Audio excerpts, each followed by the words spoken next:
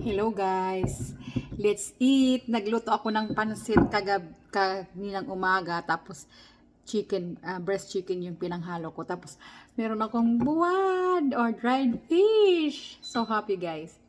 Kasi pinadala ako ni Sis Tess ng pasalubong galing Pinas. So ito yung pasalubong niya. Tapos ito may udong, tapos merong kape. Yan siya, nakaka-excite. Tapos meron madaming tuyo. So, kain tayo guys.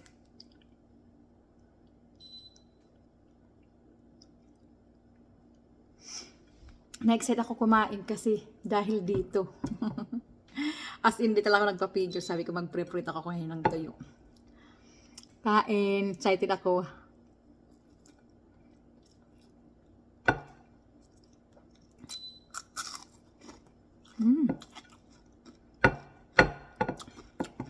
Ika mag-ano ko ng suka.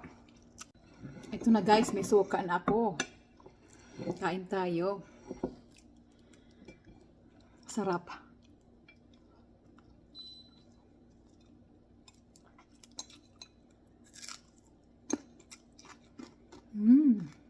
Lami.